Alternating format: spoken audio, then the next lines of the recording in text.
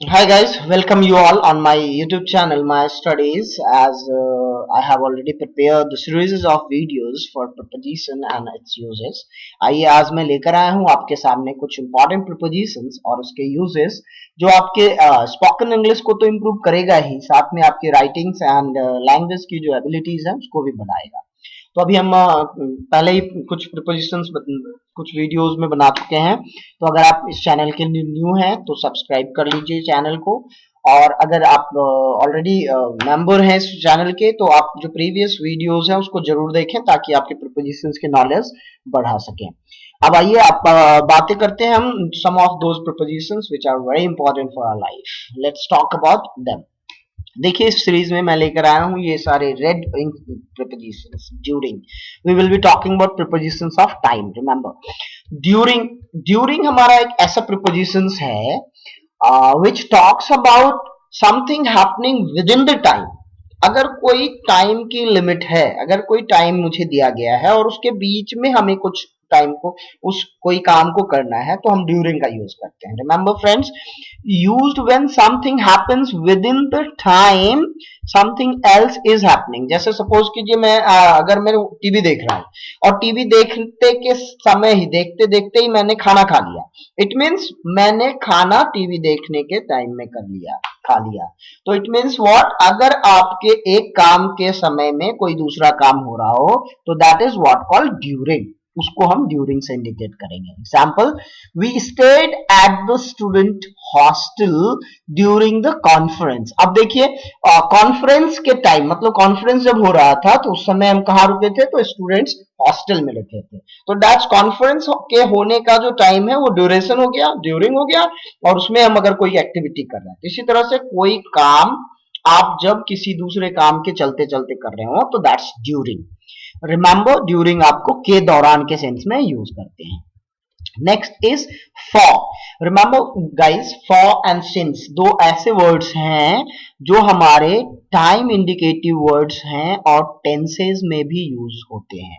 मैं अपनी next videos बनाऊंगा टेंसेस बेस्ड, जिसमें आप आई प्रॉमिस कि आप अगर उस वीडियोस को देखेंगे तो फिर टेंसेस की आपकी सारी समस्याएं सॉल्व हो जाएंगी। अभी पहले हम ये वीडियोस बना कंप्लीट करते हैं, then we will talk about others. Let's see, for और सिंस ऐसे टाइम इंडिकेटिव वर्ड्स हैं जिनका फ्रीक्वेंटली यूज हम टेंस में करते हैं, एंड फॉर का यूज पॉइंट ऑफ फॉर का यूज पीरियड ऑफ टाइम के लिए किया जाता है। पीरियड ऑफ टाइम मतलब जैसे कि 5 सालों से 10 सालों से पता ही नहीं चल रहा है ये टाइम स्टार्ट कब हुआ खत्म कब होगा। जब कभी टाइम ड्यूरेशन पता ना चले कि कब स्टार्ट हुआ और कब खत्म होगा, ये पीरियड ऑफ टाइम बताए, then we use for. Remember, for is use to indicate period of time.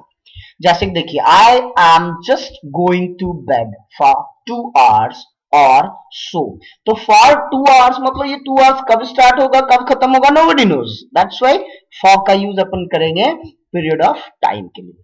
And where are since का यूज अपन पॉइंट ऑफ टाइम के लिए यूज करेंगे। जैसे पॉइंट ऑफ टाइम मतलब कहने का कि 1940 एक फिक्स टाइम हम लोग को मिल गया, तो जब भी कभी बात करेंगे 9 o'clock 10 o'clock, तो फिक्स पॉइंट जब पॉइंट ऑफ टाइम मिलेगा then we use since. Let's see the example, 40 years have passed away since they met। अब सिंस दे मेट से मतलब फिक्स पता क्या चल रहा है, जब से वो मिले थे उसके बाद से, तो मिलने का टाइम फिक्स था। That's why that is called point of time. Remember, since is used for point of time, for is used for period of time। दोनों का यूज हम लोग टेंसेज में करते हैं, present perfect continuous, past perfect continuous and future perfect continuous tenses के uses में हम लोग for and since का यूज करते हैं। Same reference is there. Now, until and till, guys, until and till you can see up to a certain time। until and till का use होता है कोई खास टाइम के दिए हुए टाइम तक, मतलब कहते हैं ना जब तक आप काम नहीं करेंगे तब तक, तो जब तक और तब तक के लिए until and till का यूज करते हैं। We will wait till और until दोनों में से कोई यूज कर सकते हैं.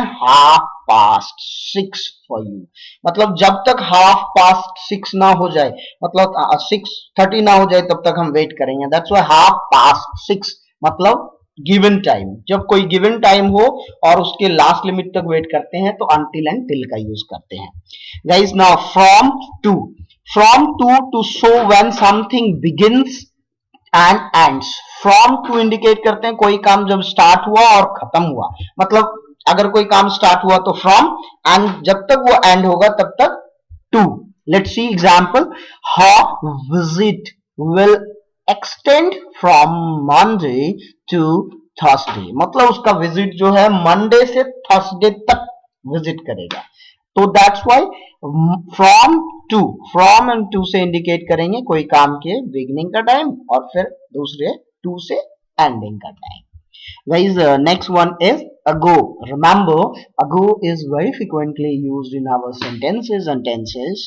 Before, it refers to how far back in something happened. मतलब ago जो होता है इसका यूज हम पास के बीती हुई टाइम को इंडिकेट करते हैं. रिमेंबर, अगो का मतलब बीते हुए टाइम, और कितना कुछ पहले पहले के कामों के लिए जो काम बीत चुके हैं, टाइम पास हो चुका है.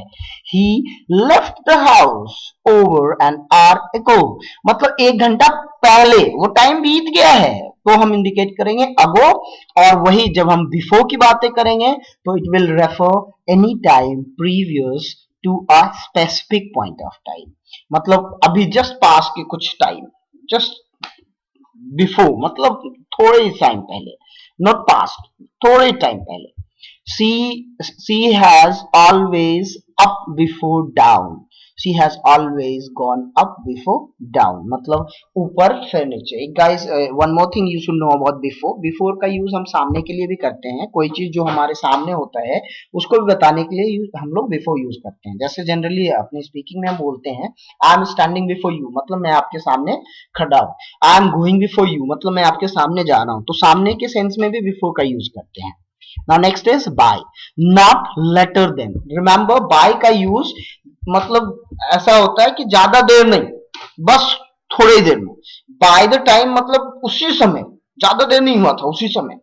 he had promised to be back by 5 o'clock, मतलब 5 बजे के बाद नहीं, by the time 5 o'clock मतलब उसके 5 बजे के आसपास वो रिटर्न होने वाला था. तो by the time, remember by का मतलब नॉट लेटर देन, मतलब इससे ज्यादा टाइम नहीं. After as frequently you know, after मतलब just, later in time then, मतलब कोई गिवन टाइम के जस्ट बाद.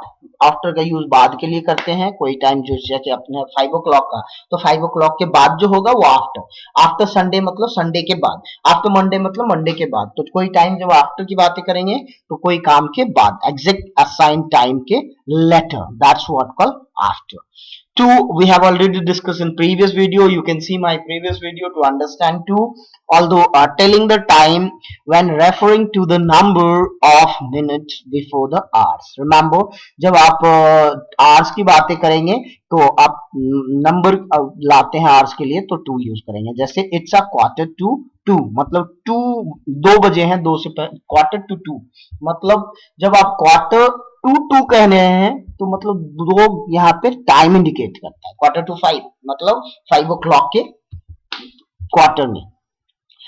रिमेंबर, अपन यूज करते हैं quarter to indicate a time. एक होता है क्वार्टर पास मतलब जैसे कि अगर अपन बोलते हैं क्वार्टर पास 2 मतलब 2:15.